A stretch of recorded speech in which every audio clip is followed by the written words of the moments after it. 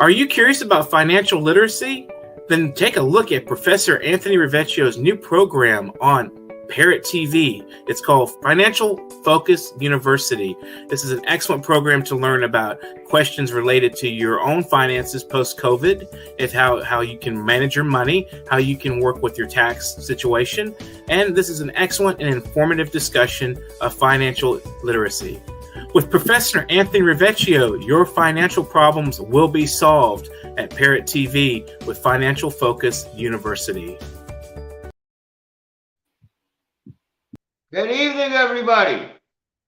Welcome to Financial Focus University. My name is Professor Anthony Rivieccio, and ladies and gentlemen, grab a pen because we have a chock-full half hour for you. We're going to talk about three major subjects this week. Our first segment will be our traditional Bidenomics segment. Our Bidenomics segment covers the financial and financial news for the course of the week. Then we have a wonderful second segment, which again, I suggest you get your pens and pads ready. We call it How to Consolidate Your Debt with 0% Interest. Right? Isn't that wonderful? So get ready, grab your pen, and that's segment 2. Segment 3. Segment 3 is our traditional Ask the Question segment. And this week we had a question from a gentleman in Manhattan by the name of Carlos, who I guess he's been watching a lot of financial news because he's been hearing how the stock market's been going crazy. And he wrote me an email and said, Anthony, what can you suggest? Because I know in my retirement plan, my money is going down.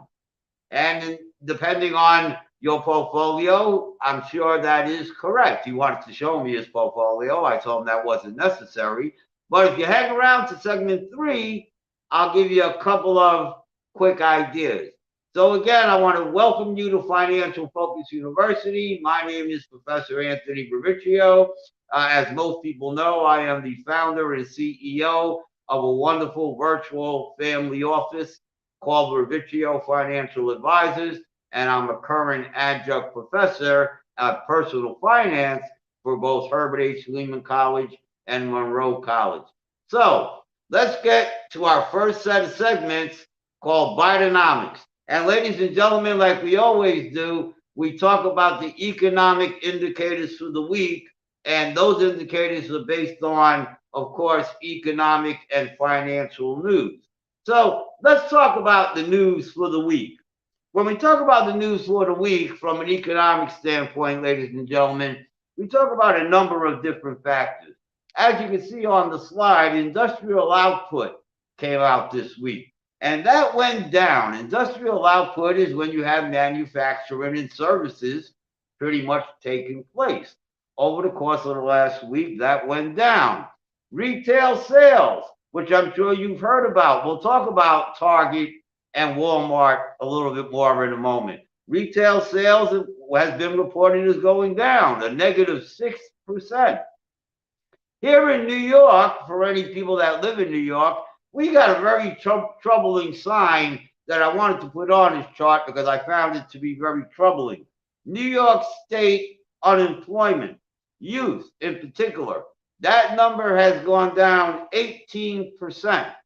That is a very troubling sign, not just for the economy, but also for the quality of life, especially for people that live in the New York City, New York State area. Jobless claims on a national basis. Jobless claims have gone up. More people are talking about applying, or I should say are applying for unemployment again. And you heard me mention Walmart and Target. Well, their sales came out this week, and the stock market was not happy with their sales numbers. More importantly, they weren't just happy with their sales numbers, but Walmart and Target turned out and said, we actually made money, right? So with less sales, they actually made money. But because of inflation, their profits went down. So they had to report negative numbers. So what do they say in their press release?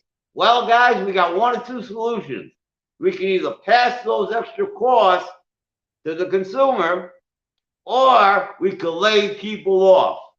Well, I don't know if it's good or bad from a business point of view, but Walmart and Target have started to lay people off. I have clients that have young children right in that sector that work in these warehouses that gave me calls this week. The parents are very concerned. Of course, it's their young children, their first job. They got laid off. They don't know why they got laid off. And of course, they want to call their financial advisor. So let's take all this wonderful, crazy, idiotic Bidenomics news and let's see how it looked for the week when we talk about a stock market standpoint. So when we go to the next slide, we're going to see how the market did for the week. You're going to see that the stock market for the week went down 2.8%. Or better yet, stay on that chart. I apologize. So if we dissect it on a day-by-day basis, on Monday, the market went down 0.2%. On Tuesday, the market went up 2%. So far, so good, right? Until we get to Wednesday. Then the market went down 4%. Then on Thursday, yesterday, well, the market went down again. 2 days in a row, went down 0.3%. And ladies and gentlemen, today being Friday, we had a late rally, which was nice, but at the end of the day, we were down again. We were down 0.7%. So as you can see, for three of those 5 days, we had a very bad week. Put it all together. Let's go to the next slide. You'll see for the week, the stock market did a negative 2.8%. You hear that word negative, ladies and gentlemen? I've been saying that for 7 weeks in a row. I'm getting pretty tired of saying that. So again, I'm going to say it one more time. The stock market for the week did a negative 2.8%. So if people were looking to get their money out of the stock market, maybe put it into treasury bonds, right? More of a safer element. Well, how did treasury bonds do? Well, they went up in value. They went up in value. The 2-year bond went up 4% in value. You can now get a 2-year treasury bond at 2.5%. The 10-year treasury bond, that went up in value too. That went up 7%.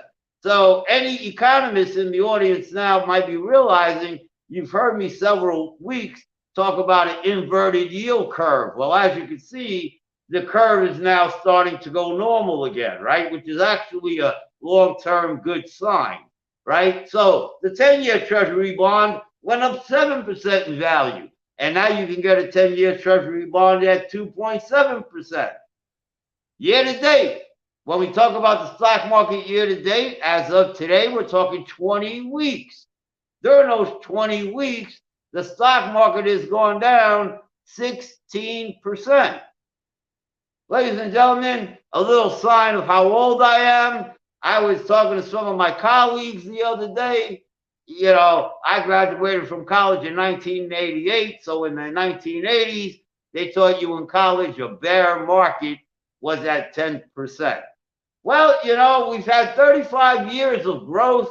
We've had 35 years of market gyrations. And now all of a sudden, a bear market is not 10% anymore, according to the new math.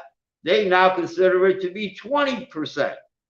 Well, you know what? As I said at the end of my conversation, we can debate whether it's 10%, 20%, 16%, as you can see, right? That's pretty much right in the middle, right? So as far as I'm concerned, we're right at a bear market. So let's talk about the final index that we like to keep, the Bob Press Gloom and Doom Index. And I see I named it appropriately. Most people might know Bob Press. He's on the New York Parrot TV show, as a host with a show called Talking Politics.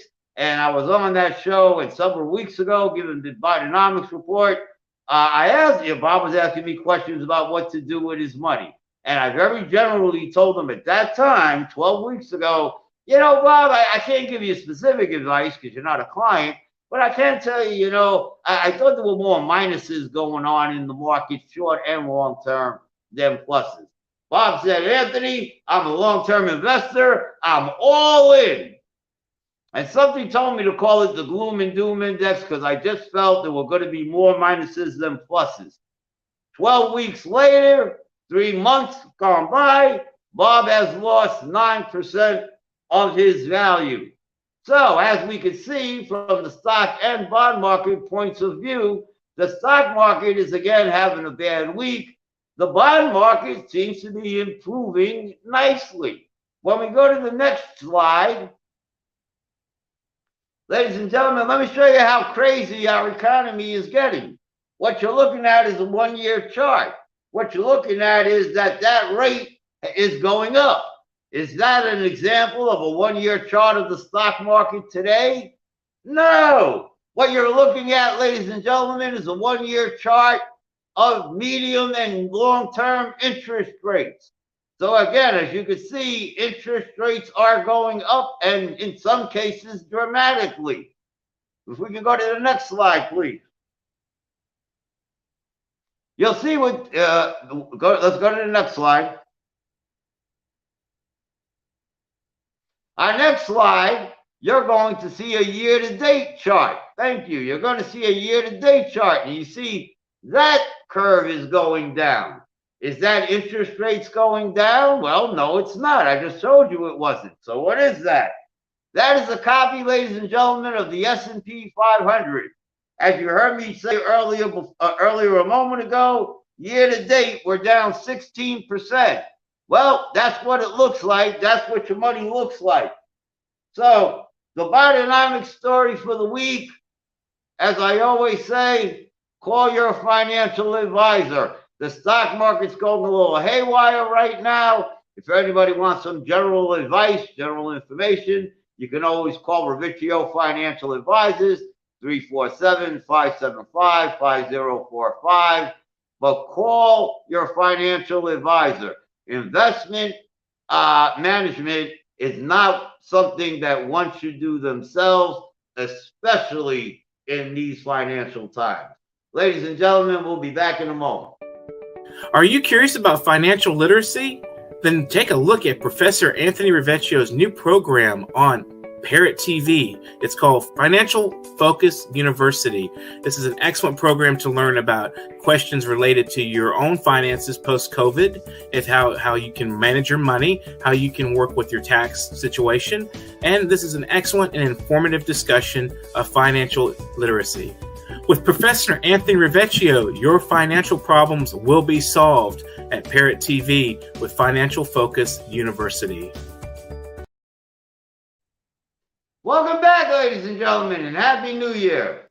That's my way of just wishing everybody a great day. And I always say Happy New Year because every day is different, right? I learned that a long time ago from my mother, and I just converted to Happy New Year. So, ladies and gentlemen, let's talk about a happy day. We're now going to talk about debt, right? You say, oh my God, debt, right? That's not a happy conversation.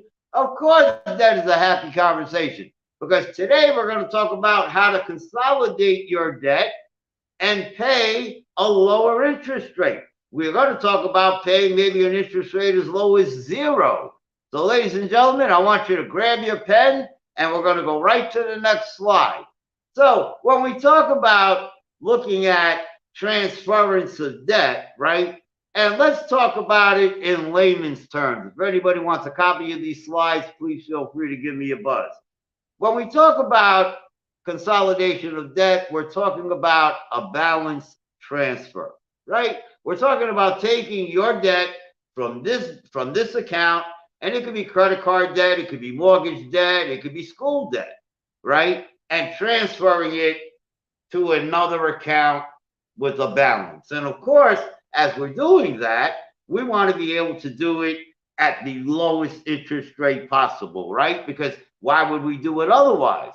So by saving money by paying low interest, well, what's the purpose of that? Well, now you got more money in your pocket, right? You got more money in your pocket for spending for any needs you might have, maybe for even some wants that you might have. And believe it or not, as you'll learn in a moment, even if you put some away of it for savings related purposes, that's actually even a better deal. So when we talk about balance transfers, let's get a little more specific with an example. Let's talk about credit card debt, right? When we talk about credit card debt, again, we're talking about looking for a vendor. And when I use the word vendor, ladies and gentlemen, think of your credit card vendor, right? And think about where they come from today. Today, they come from your local bank. So when you hear me use the word vendor, and I'm just going to throw some bank examples out here, we could be talking about Wells Fargo. We could be talking about U.S. Bank. We could be talking about Chase Manhattan Bank. We could be talking about Discovery. We could be talking about Citibank. We could be talking about Capital One, right? I'm sure you're familiar with all these financial institutions, right? Because they're the ones that pretty much finance these credit card consolidation programs, right? So what are the most important parts of a debt consolidation program? Ladies and gentlemen, grab your pen. So there are three things that really come into play when we go to, let's say, for example, the Chase Manhattan Bank, and we say to Chase Manhattan, we want to transfer our debt, right, where we're currently getting maybe 15, 16, 17, 18%, and we want to transfer it to you because we hear you have a debt consolidation program. And with any debt consolidation program, you're looking for three things. Number one, what is the rate, right? Why am I going to transfer it? How much am I going to save? I know I'm paying 15, 16, 17% here. What are you paying over here? So the first question is lower rate. Second question is grace period. Ladies and gentlemen, write that down again. Grace period, right? You're going to learn in a moment that some of these debt consolidation programs, they give you a very low rate. Some go as low as 0, but it's not forever, ladies and gentlemen. It's for what we call a grace period, right? Some institutions tell you they might have a grace period for 12 months. Some might tell you 18 months. Some might tell you 24 months.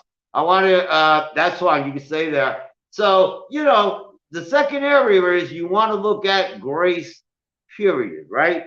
And then the third area is transfer fee, right? They're going to give you a lower rate. You're going to consider that program. You're going to consider having it frozen for a grace period where you're not paying maybe no interest at all, but they are going to charge you a transfer fee. That fee varies from vendor to vendor. It could be as low as $25. It could be as high as 3% of the savings.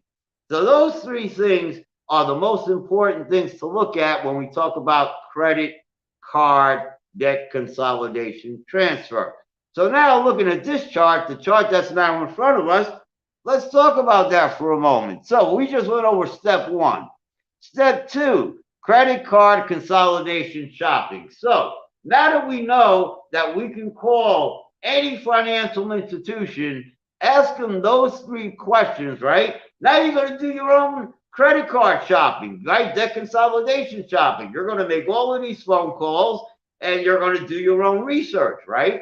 Or you can hire a financial advisor. You can hire a financial advisory institution. You can hire our firm, right? We'll do the research for you. But ladies and gentlemen, let me share a little secret with you. Let me share $300 of advice, right? After I get all the information from my clients, here comes the secret, ladies and gentlemen. But write this down. It's very important. I want you to go to www.bankrate.com. And when you go there, ladies and gentlemen, you're going to see many areas of interest rates that are real and available when we talk about different type of programs. And again, when we talk about interest rates and interest rate related programs, we're not just talking debt, we're talking debt, credit, savings, CDs, mortgages. You can get literally any interest rate related product or service information wise through bankrate.com. So when you go to bankrate.com, you click on where it says the credit card information section. So when you go to the next slide, what I have done, ladies and gentlemen, is I went to bankrate.com, and you're going to see that we came up with some examples, right? So I went to bankrate.com and I put in some general information about me, the area that I'm in, and the credit card information that I have now, the rate that I pay. And bankrate.com recommended several vendors to me that I can do additional research. When we go to the next slide, the next several slides, I'm going to share with you now some examples. The first example is Wells Fargo Bank. Well, if you went to bankrate.com right now, but remember now, these things don't last forever, you can go get yourself a 0% debt consolidation program. And that 0%, as you can see, is held for 21 months. But after the 21st month, then it goes through a regular variable rate cycle. As of today, people that are getting off those 21 months, they will be paying on average 14 to 26% interest. But for 21 months, their debt is frozen at 0%. Let's go to the next slide. U.S. Bank. U.S. Bank right now has debt consolidation programs at 0% interest. And their programs are held or frozen for 20 months. So you don't pay any interest for 20 months. After those 20 months, though, you are subject to variable rates. Those rates, as of today, vary from 15% to 25%. Let's go to the next slide.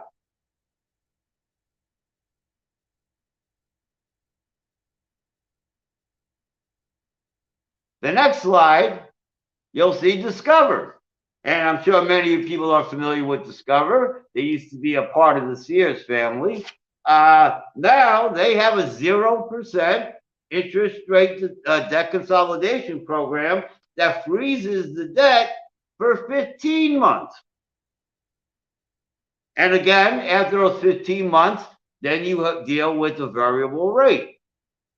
Discover's variable rates as of today are between 12 and 23%. Next slide. Citibank, right? I'm sure we all know about Citibank. Citibank also has a 0% debt consolidation program, and their program is held at 0 for 15 months. After 15 months, you deal with their variable interest rate cycle. As of today, their cycles are from 15 to 25%. So, ladies and gentlemen, let me use those 4 examples and sort of average it out for just a moment, right? And as I said a minute ago, you can go to bankrate.com and find a lot more than 4. Those were just 4 I picked, the top 4. There were more like 40. Right? So you can shop around right there online, right? And of course, make some phone calls and follow up. But if we use these 4 as an example, what we're talking about is that if you have, let's say, for sake of argument, $5,000 credit debt that you use in any one of these 4 programs, we're basically talking a 0% interest rate program for about an average of a year and a half, right? Now, let's be frank, okay? Each interest rate varies the institution you're using. But I think it's fair to say, and of course, being a financial advisor for 31 years, I probably know this more than most. If we use 20% that you're paying now, right, I think that's a very fair number to use, right? So 20%, $5,000, that's $1,000, right? 1 year interest, simple interest. Right? Cut that in half, the year and a half, that's $1,500. That's $1,500 in interest that you're saving by using any one of these programs on a $5,000 debt that you might already have. So again, you want to use debt consolidation programs to help you lower your debt, right? Hopefully you want to look at something that you can solve within a 2-year period. And if you can, then not only can you solve it, which of course helps you on your credit report, that's another story, but it solves the problem, and at the same token, you save hundreds or maybe even $1,000 on interest. I only use $5,000 as a principal debt balance, right? I deal with clients that have children that have school debt. So we're not talking 5,000, we're talking more like 10, 20, $30,000. The synopsis is the same.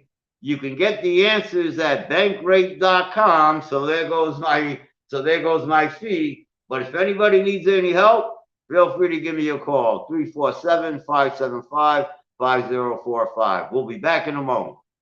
Do you know that there is a publishing company that wants to make life easier for you as a writer? This publishing company is called World Inkers Printing and Publishing. We publish in all different languages, and we're looking for writers of all genres, all formats. We're looking for scholars, ghostwriters, playwrights, poets, short fiction, novelists, you name it. We're looking for anybody who is interested in writing and the craft of writing to be in touch with us. You can reach us at info.worldinkers@gmail.com. With World Inkers Printing and Publishing, you do not require a lot of money to publish with us. Contact us today at info.worldinkers@gmail.com. Become a winner with other authors at World Inkers Printing and Publishing. Give us a shot. We will surely finish you.